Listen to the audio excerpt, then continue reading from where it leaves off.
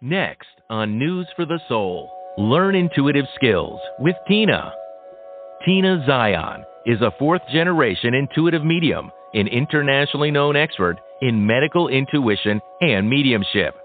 As an award-winning author and instructor, she teaches medical intuition and mediumship skills to students around the world. And now she's here to teach you on News for the Soul. Please welcome Tina Zion back to News for the Soul.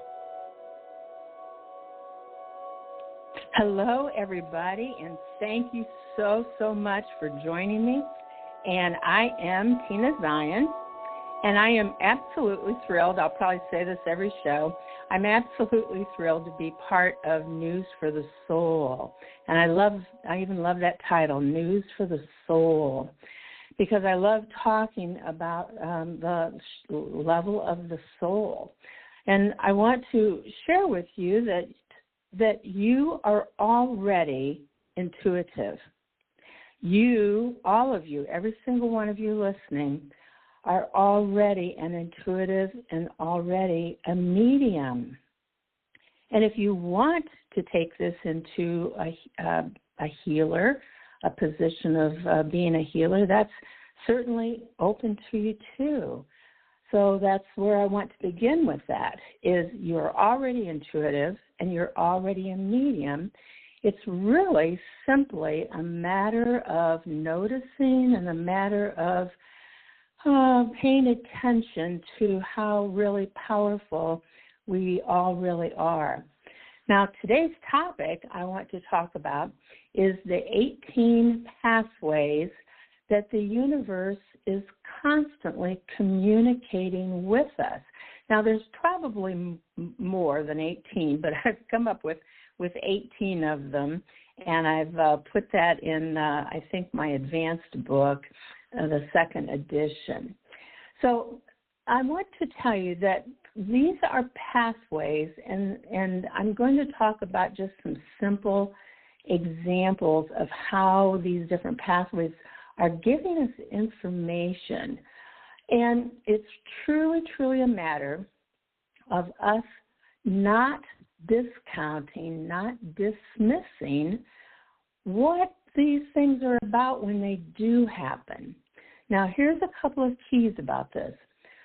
Do not work hard at trying to be intuitive. That's really important. Don't work hard to try to be intuitive. And think about this. Do not try or actively search for these signals, because really these 18 pathways that I'm going to talk about are really ways the universe signals a communication, a piece of wisdom, something to us. So I've noticed that simply the difference between noticing, so now to really make this, all my sessions, I want you to make this about you. Feel the difference between noticing all the world around you and the difference from that and from searching for information around you. So as I say that, really notice the feeling of noticing or searching. Because I'm going to ask you to simply notice, and I tell everybody, I'll probably say this every time, every show, is that I think I really teach people really how to notice more than anything else. Notice the very subtle, and I'm telling you sometimes it's not very subtle either. So do not work and do not search. Simply notice the world around you. Notice what keeps pulling at you or drawing your attention to it. Now that's really key. And just notice you'll feel a pull or you'll feel a drawing of your attention to it. It's kind of like if you keep, listening to my show, because this is going to be all about your intuitive and mediumship abilities and not really mine, because I want you to notice these things. And notice the things that keep repeating or frequently coming into your awareness. And that's another key is these important signals will actually keep repeating. And what I've noticed is when I finally notice the signal, though that signal kind of like falls away because you've noticed it and you received a piece of wisdom from that. So notice the things that keep repeating and notice the things that frequently come into your awareness. So if you want to, have a paper and pencil or even your computer. And the first one I want to talk about out of the 18 is, believe it or not, your name. Now, a lot of people tell me that they've noticed that my last name is Zion, and did I make that up because it's in the Bible? And I say, no, I didn't make it up. It's actually my birth name. And after I was divorced, I legally changed it back to my birth name because it felt so right. So sometimes we have our birth name, we have our married name, and some of you might have even chosen a different name for yourself. I know a lot of people that have done that have chosen, like one. It's kind of like I saw Cher on the TV, I guess this weekend. And she, we all know her as Cher. I don't even know what her full name is. And it's kind of like that. So our name sends out a signal to the universe. So, but when we females especially change our names and take on, our partner or the male's name or the female's, well, it's mostly the male's name, that you have changed the energetic signal. And sometimes that feels deeply, deeply right. And sometimes, like me, it felt deeply, deeply wrong. So notice that about yourself right now, the name that your birth name, your married name, or the name that you have actually chosen for yourself, like Cher did. Okay? So that's the first signal. And most people, in fact, I didn't notice this for a long time, most people don't recognize their name as a signal out to the universe, but also a signal to other people. Our name says a lot about us. All right, now, the pathway number 2. The environment around us is constantly giving us signals, sending us messages. We're like an antenna standing out and receiving and sending information. So, for instance, our environment, you could be in a bookstore. I'm going to try to give you lots of stories about each one of these to make it more real for everybody. But sometimes you could be standing and walking through a library or a bookstore, and a book just lights up in your mind. You're looking at the shelf, you're looking at all these ends of the books where all the titles are at, and one just pulls you, one just lights up to you. And I'll give you some of my personal stories. I was in a bookstore, and literally, this actually happened. The book, I was moving some books around, and one fell out on the floor. I picked it up, and it was Michael Newton's book, and it was Journey of the Soul. And I thought, ooh, and I picked that up and looked through it, and he discovered a lot of past lives. Now, he was actually a psychologist, a counselor, and yet he noticed that his clients, many of them began to go into more of a hypnotic state, and so he began to pick up and do more hypnosis with people. And I was already, now think about this, I was already a hypnotherapist, and I was already doing mostly past life regressions. And here this book just fell on the floor in front of me. And so I ended up and going to, where did I go? The Netherlands, Amsterdam in the Netherlands. He was actually lived in California. But he was doing his, I think it became his last course that he taught. So there again, I caught him just in time, or the universe rather took me to him just in time.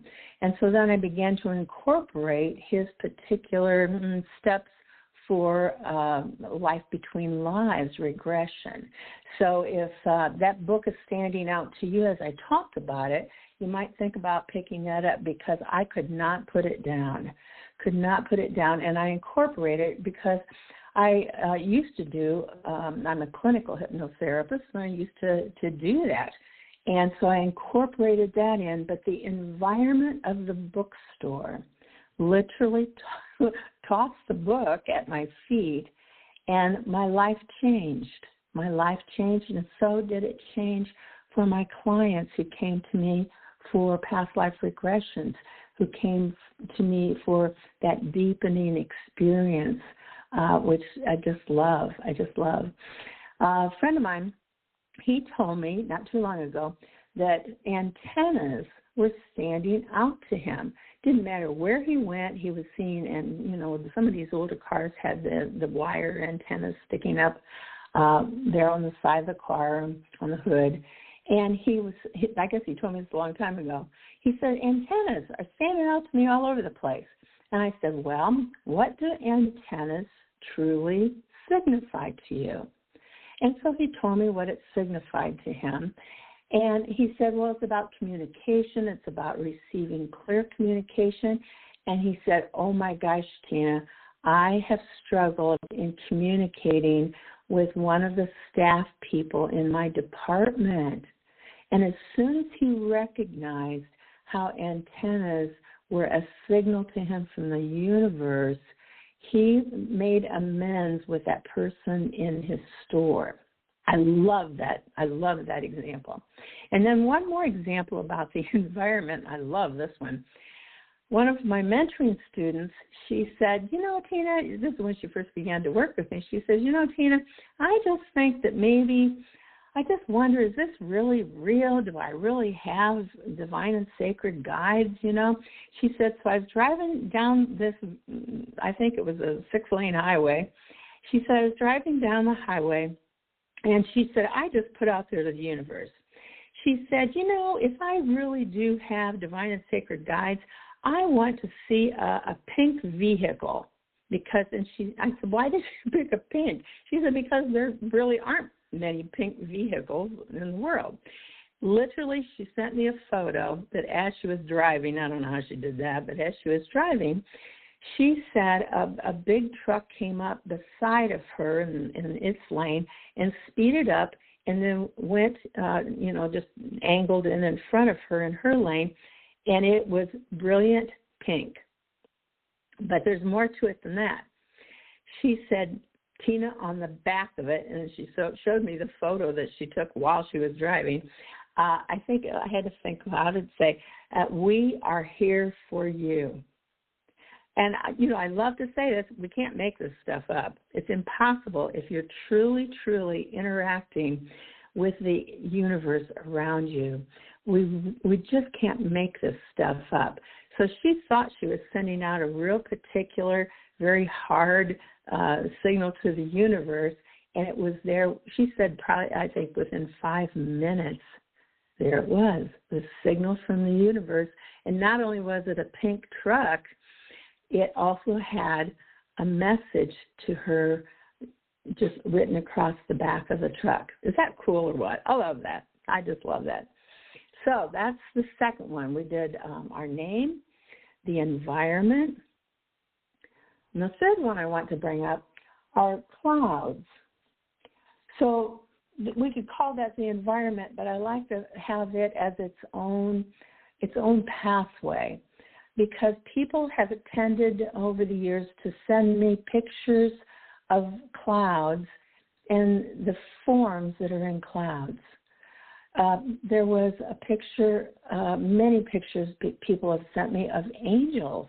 I look at that, and it is clearly an angel with giant wings, all kinds of angel forms. I was out in our backyard and with some of my other intuitive friends, and we were discussing different guides that we have, and someone looked up, and there in the clouds, now this was night, but it was a full moon, there was the most formed, beautiful face with eyes, nose, mouth, ears, everything, in the form of a human made in the clouds. It was beautiful, and we were mesmerized, and we just watched it and watched it. And as soon as we noticed it and watched it for a little bit, it just started to break up and just kind of fade away. Now, one of my favorite stories about the clouds is I travel a lot, and especially now this year I'm traveling really the first time all over the place to do my courses in person since COVID. And so I am in a lot of planes, and there I looked out the window, which I rarely do, by the way. I looked out the window, and it was daylight, and I thought, what am I seeing? And we got closer and closer, and there it was the clearest Santa Claus, the traditional Santa Claus image, sitting in this massive, massive chair, and it was all clouds. My mouth was hanging open. I'm still like shocked, and I was so shocked I didn't even think to get the phone out and take a picture of it. But there was Santa Claus. Now, what's key about these things, seeing angels, seeing, a picture of a guide in clouds, Santa Claus, is what do those particular things or whatever you have seen in clouds, what is the particular meaning of that to you? So Santa Claus is the giver of dreams. He's the giver of gifts. And in my life at that time, that made a huge, huge difference. So I received this clear Santa Claus, still makes me giggle, and that was probably 10 years ago, in a massive cloud chair. And there he was, giving me a signal. Actually, the universe was giving me the signal. I'm smiling here on this radio show, just talking about it. I love that. All right, so that was number 3, was clouds. Now, number 4, if you're jotting these things down, are our dreams. Now, people tell me about their dreams a lot. I hear about dreams all the time. And let me tell you what happens with me in dreams. And I love it when I can give validation to something. When something happens, it really validates the intuitive information that we do get. And so in my dreams, I would say almost every night, I am traveling, and I am with groups of people that I do not know. So I'm with lots and lots of people almost every single night, and I tend to know what country I'm in even. And so this became very, very natural to me, very, very natural. And I wake up and I'll know that I have been in India, or I'll know that I've been in England or Germany or, Canada or someplace. And here's the validation that within a couple of days, I begin to receive emails from people in the countries that I knew I was teaching at in my dreams. You can't make this stuff up.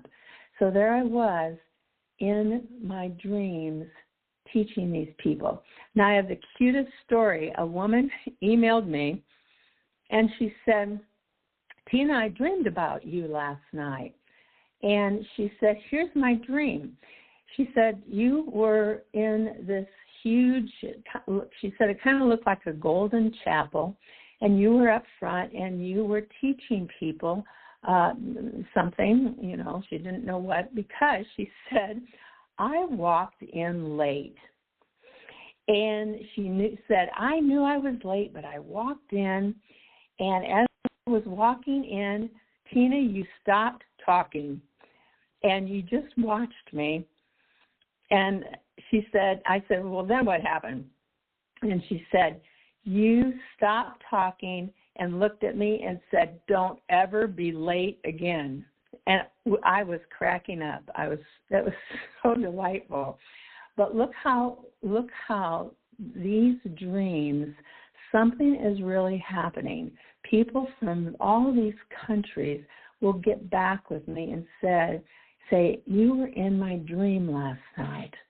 I've had people tell me that I came into their dream and they didn't even know who I was.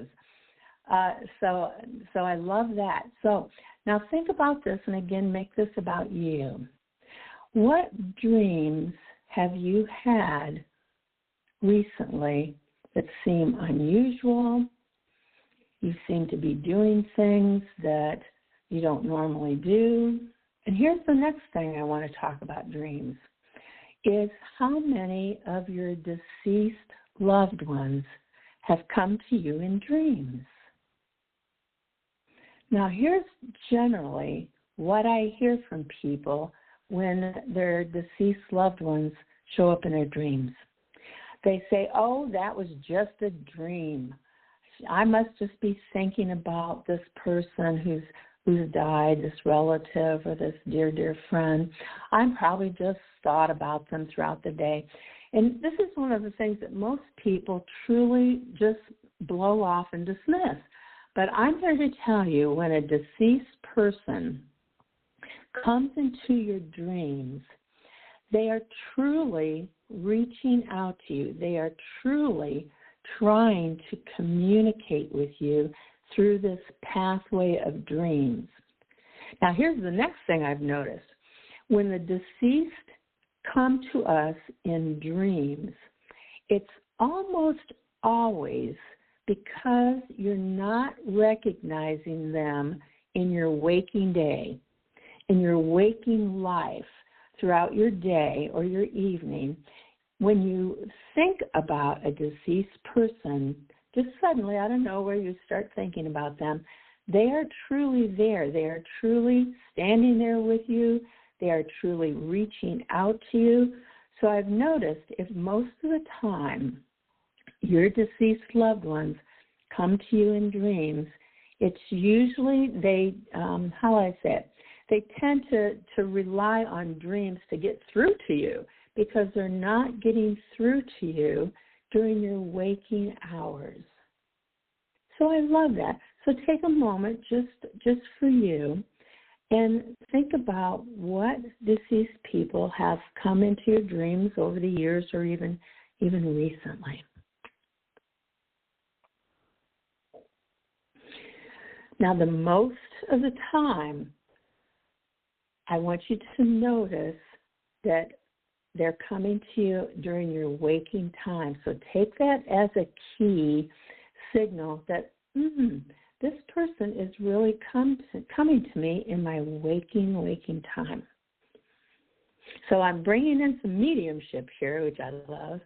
So here we go. So that was number 4, was dreams. Now, number 5, which is so neat too, is the universe and spirit and your guides and just the universe in general will tend to use the television, and I lump the television and the computer together into one.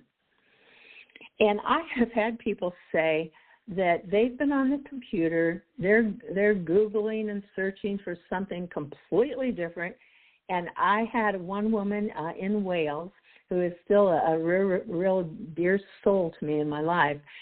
She said she was doing something else on her computer, and my picture and name popped up on her screen like out of nowhere. I don't even know how that happened, really, or why, but, of course, the spirit came to her, and she became one of my mentoring students because of that. She was a nurse, or is still a nurse, in Wales, and has been very, very, very doing well as a medical intuitive for people in her country. So notice if information pops on your computer out of nowhere, and yet somehow it connects in with your current life. So again, make it about you. And then on TV, I've noticed many times when people are being interviewed, they will say something profound that just opens up my heart. And I'll jot down those beautiful, beautiful words that they just said. So the universe, they adjust with us, and hopefully we adjust with them. The universe is using the TV and the computer, so they're using our modern technology for another pathway to enter into our lives, to connect with us, to bring us signals, to bring us guidance, because that's really what we're talking about here, is the different ways that the universe is communicating with us for a reason. See, there's reasons. This isn't just any old message that they're sending to us. This is very, very detailed and very significant and very, very important. So begin to notice that, the computer and the TV. All right, number 6.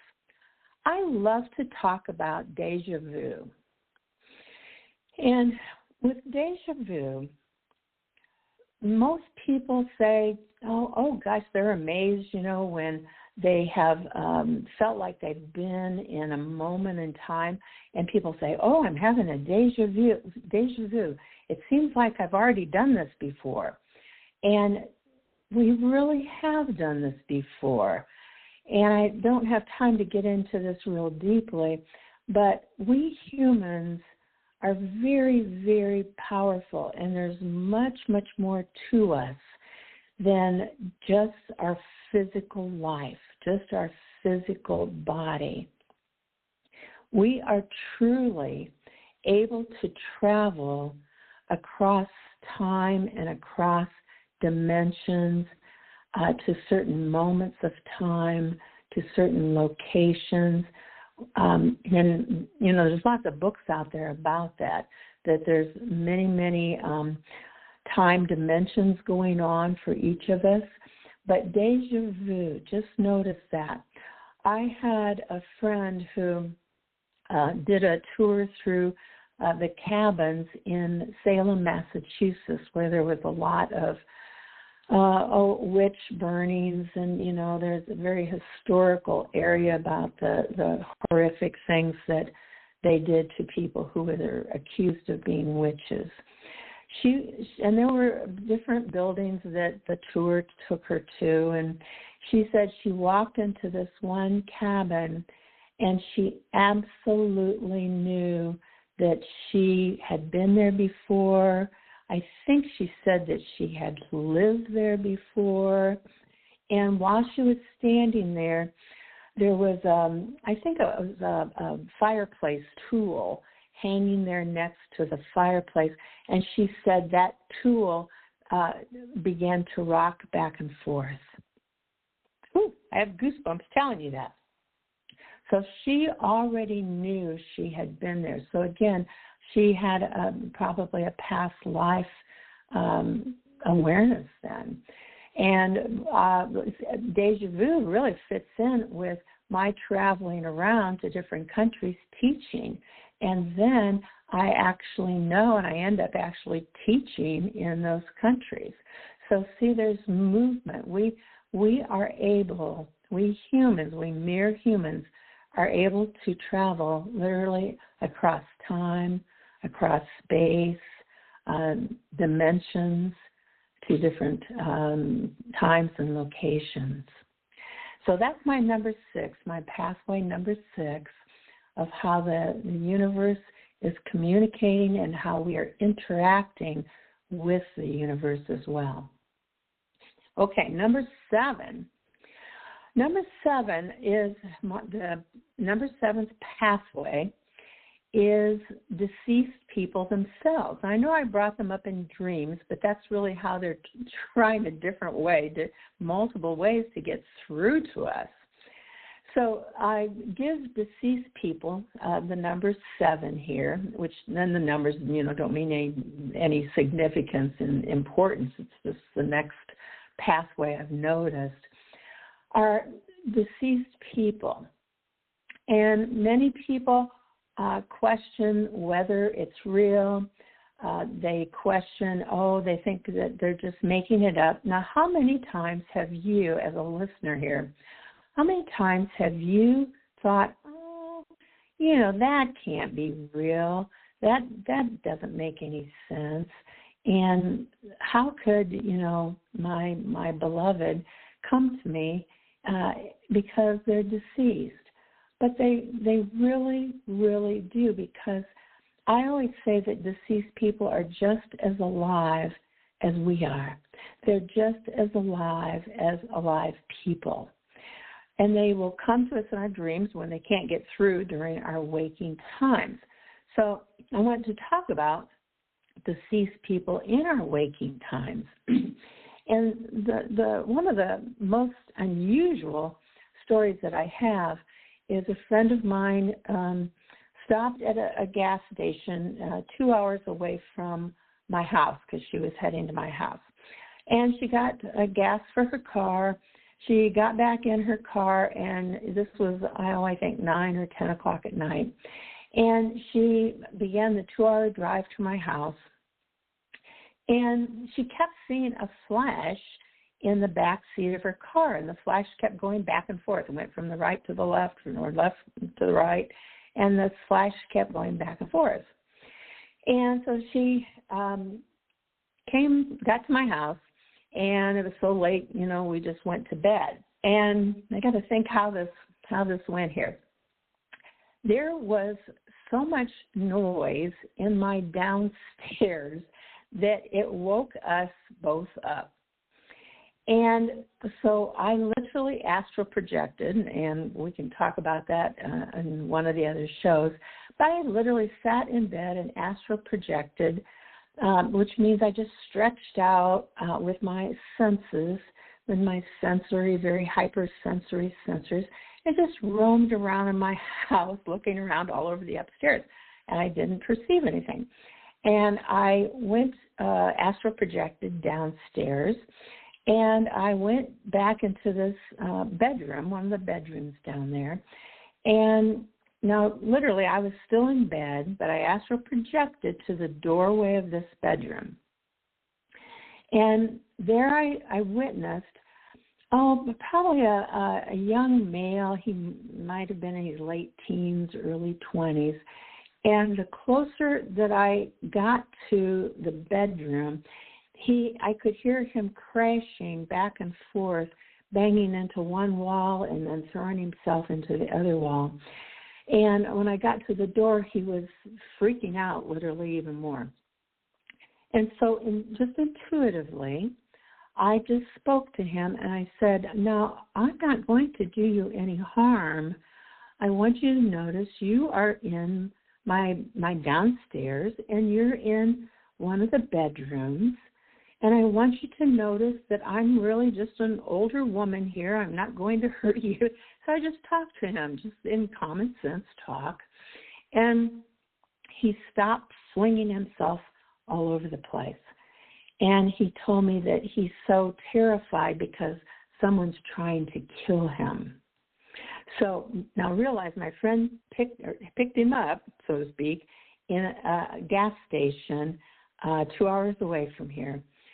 And literally he did not realize that he was deceased.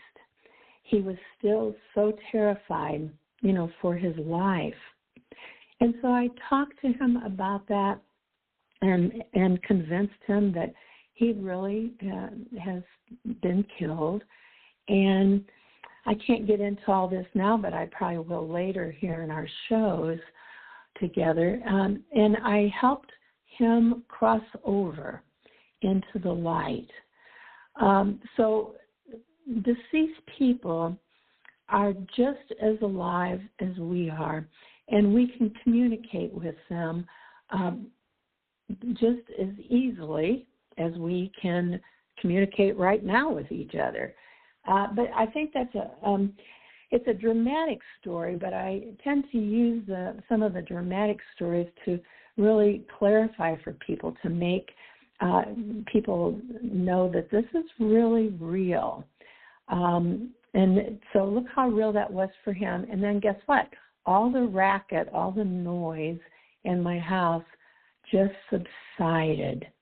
And you could feel throughout the whole house, just that peace again.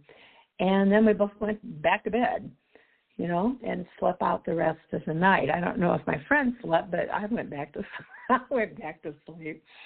Okay, so the universe is literally speaking to us, communicating with us that deceased people are real. Deceased people are just as alive as we are. And again, make this about yourself. The more you notice that, without fear, there's no reason to be afraid. They're just as alive as we are, that's all. That this is one of the ways that we are becoming more and more aware of deceased people.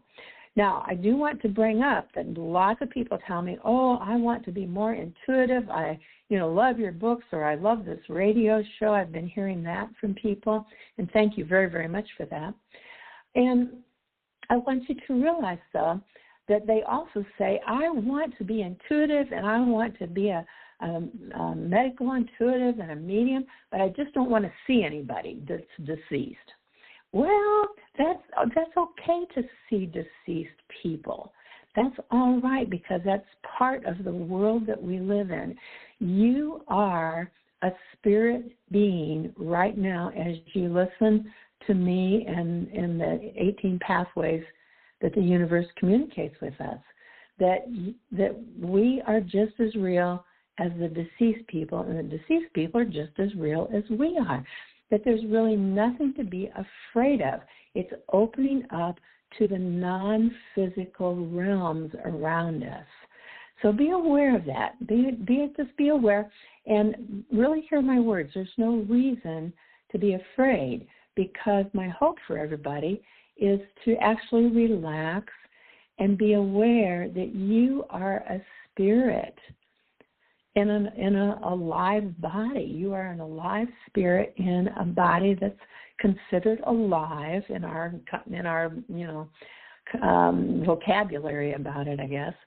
And there's nothing to be afraid of. They're there anyway. Deceased people are everywhere.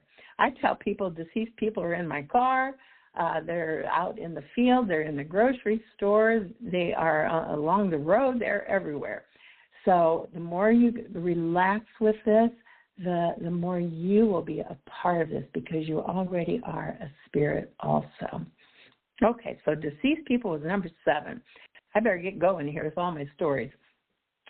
So number 8, synchronicity and coincidences. I put those two together, and I read that here's kind of like a definition of that. A remarkable occurrence of events with no deliberate cause, but significantly related. So a coincidence or synchronicity is a remarkable occurrence of events with no cause. We're not trying to have a synchronicity. We're not trying to have a coincidence, but it just simply happens. It just simply happens. And here's a little beautiful story. That one of my clients' son was a terrible, terrible alcoholic. And he was about 2 years, he became sober. He made it past his 2 years. And then the closer he got to his 3rd year of sobriety, he started telling everybody that he wants a cat really, really, really terribly. He wants a cat in his life. And people thought, well, that's weird. He's never wanted a cat before. But he said, I just feel really strong that I would just really like a cat in my life. But he didn't make any attempts to get a cat in his life. Literally, on the 3rd day, I guess it was the day of his 3rd year of being sober, a cat showed up on his porch. He opened the door. The cat came in, rubbed all over his legs. He sat down. The cat jumped on his lap, and they are together right now today as we speak of this. Now, you can talk about, oh, that was a coincidence, but in my world, and I hope now in your world, you will realize that that wasn't a coincidence at all. It happened on the 3rd year, the very day that he was sober for 3 years. So that's a very, I'm covered with goosebumps even as I talk to you about those words. Yeah, that story. All righty. The 9th pathway is nature. Nature in general. So out in the world, I was really wanting to meditate. And I was drawn very, very strongly to a huge woods that is, in my neighborhood. So I said, okay, and I felt that pull. See, I felt that pull and that yearning again. And so I was deep in that woods, another soul. I didn't see another soul. It was just wonderful. And I was walking around, and I put out a request to my guides. And I don't even remember quite now what it was, but I put out a request to my guides. Now, the day had been absolutely still every moment. When I questioned and put that question out to the guides, a huge wind, and I could hear it coming through the leaves. I could hear it coming towards me. A huge wind, it was warm and beautiful though, just came through the woods, and all the trees started moving and the leaves started making a sound, and it just gushed, across me. And I literally heard my guide's words in that wind. So especially nature is the most beautiful, beautiful time for us to be there, to allow nature very, very naturally to be one of our pathways to receive from the universe around us. Okay, number 10, birds. Now, I could throw birds into, the category of nature, but birds tend to stand out on their own to me. And the greatest, I think probably one of the greatest examples I have of that is a friend called me, and she was absolutely hyperventilating. She was in such a panic. She said she just turned into her driveway, and she has a long ranch-type one-story house. And she said she counted them. There were 12 vultures sitting on the peak all along the entire length of her house. 12 vultures. Now, she took that to mean that she's going to die, or someone's going to die, or death. She took it as death. And I said, well, now wait a minute. If you think about this, vultures or buzzards, some people call them buzzards, they don't kill anything. They don't even come around when anything is in their death process. What vultures are really known for is to clean up the residual, to clean up something that has already passed, something that has already died. And she goes, oh, so that made, she's so thrilled to get a different view of that. I said, and I asked her, what has already come to an end in your life? Because that's what they're helping you clean up right now. She knew exactly what it was. She knew exactly. Now, some of my other little stories is I have had birds. I've had an owl in the middle of the day come flying down and land about 3 feet in front of me and just stand there and look at me. I used to live in New Mexico. I was out in the desert on a cliff edge, and I was sitting on this giant stone, this rock, and a massive hawk came down and landed on the rock with me and turned and looked at me. There were no other sounds. There were nothing else happening, and it came down and sat there and looked at me. Now that was very, very significant. Different owls, different animals have different signals to us. So be aware. I was working with someone on the telephone and as a medium, and I was connecting with her mother, my client's mother, and I kept hearing this click, click, click at the window of my office. So I'm turning and looking at my window right now. I turned and looked at the window, and there was a cardinal. Now, here in the U.S., if you're listening from the U.S., a cardinal is a brilliant red bird. So it was a male cardinal, brilliant red bird. And I finally said to my client who was on the phone, I finally said, do cardinals, red birds, have a meaning for you? And she burst into tears, and she said, my mother loved cardinals, and that's exactly who was coming in, was her mother. So her mother literally sent the cardinal to tap on my window to give my client that message. See, I want you to notice these things now. Just notice them. Now, I'll put animals in their own category, which is number 11. And how you know, people say, well, how do I know what these things mean, what an animal means, what a bird means? Well, with animals, you look at how an animal, when it's alive, how it lives, how it survives, what are its characteristics, in other words. So I was seeing cranes, literally blue heron. I was seeing cranes all over the place. They were flying around all over the place. And I was seeing them every day. It began kind of wild. And so I said to my guides, all right, cranes are everywhere. I said, give me the message of cranes. And they showed me literally that here's the characteristics of cranes. They tend to stand still, and they don't work hard at all. They stand still until the fish or the frog, which they eat, comes to them. And so I got a huge message about how I was working too hard at that time. So, I love that.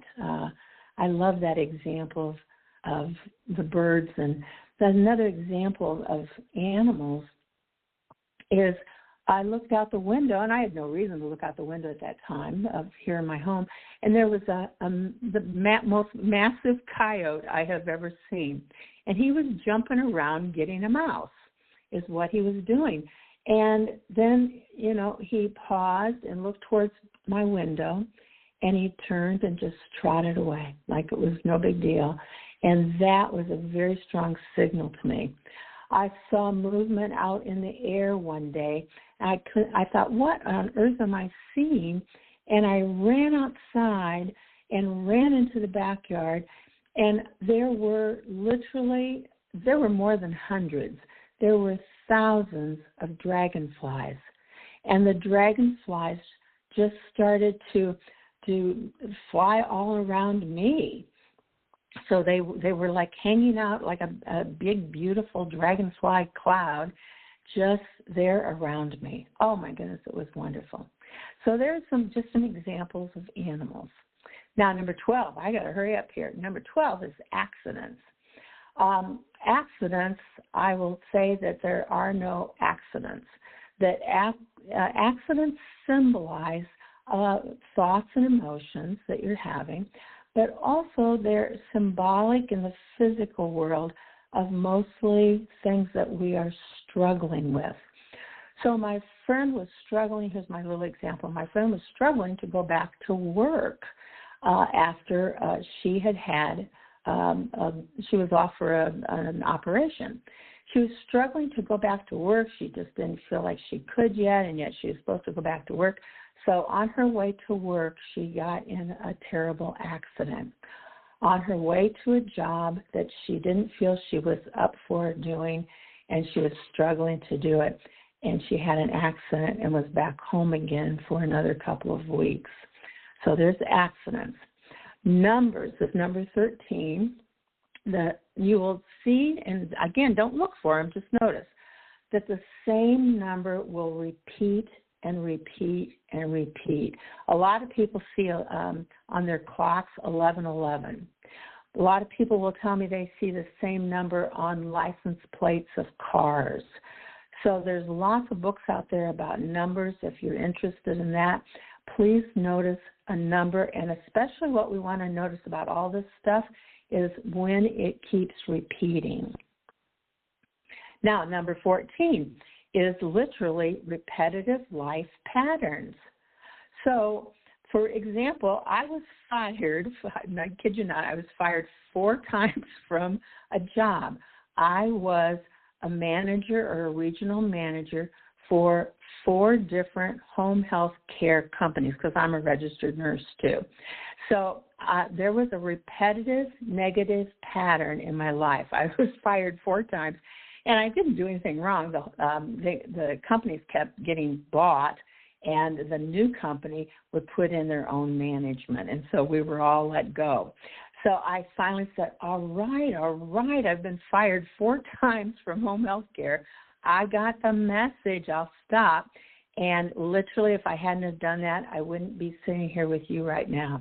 I wouldn't have all my books and, teaching all over the world if I hadn't been fired 4 times from that job. It's not always about the job. It's a repetitive life pattern.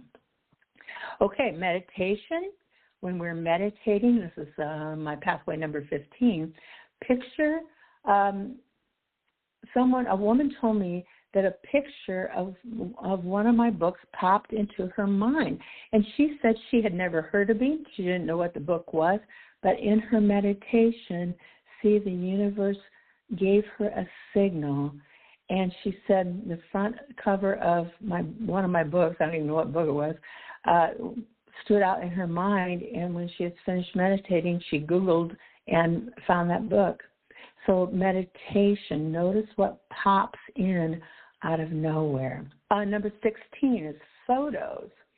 So I have photos will show up. I have photos of fairies. I have photos of orbs. Some of the orbs have beautiful decorative patterns in them. Some of the orbs have faces in them. An orb, a brilliant ball of light about the size of, a golf ball, I think, hung in the air in front of me and a couple of my friends, and it was just brilliant. And then it zoomed down the pathway, and we just followed it until we couldn't follow it anymore. But mostly in photos. Look in your photos and look for brilliant white dots, and zoom in on those dots, and you will almost always see a little fairy. Okay, number 17, music. People will say, "Oh, music! I just feel so connected with music." And the radio, I keep hearing the same song just keeps coming up on my car radio or things like that.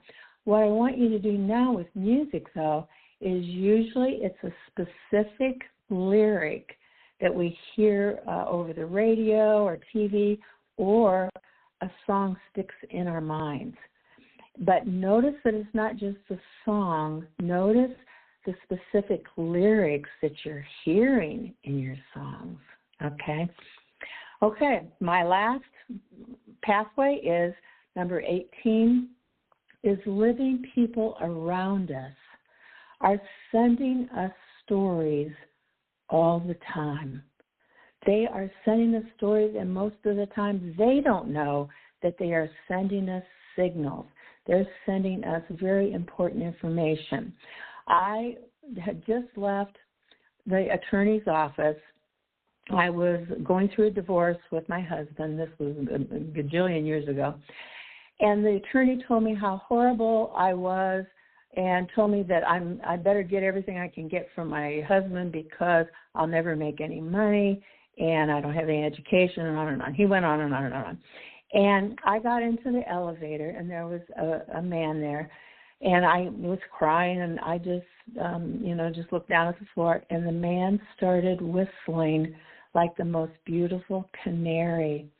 And he whistled like a canary all the way down, I think 12 floors. I got out of the elevator and turned around and looked at him, and he was not there. The physical man was not there. He didn't get off the elevator with me, and he was not in the elevator. So be on the lookout for living people, for children, for adults, and look out for these moments in time that are beautiful, just beautiful. And I have one more story to share with you to bring our time together to a close. My 16-year-old granddaughter shared an experience with me that she had in the small restaurant where she worked. And she wrote it out. She wrote it out and sent it to me. So here's her little story, my 16-year-old granddaughter. She said, one of my customers told me that I have the Holy Spirit in me. I think that is pretty cool. She's an older lady with black hair and has tons of crosses on her clothes and her jewelry.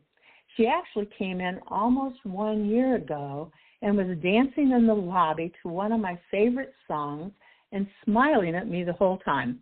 I told 2 other people I work with that she is one of my guardian angels who has come to visit me. And then she goes on, last year when she came in, I literally could not stop crying. I'm going to cry reading this to you. I literally could not stop crying because her presence was so comforting. And she really doesn't seem human. She just seems like a figure made of white light. So listen to the children all around you. That's number 18. Bless your heart. I thank you very, very much. Bye-bye.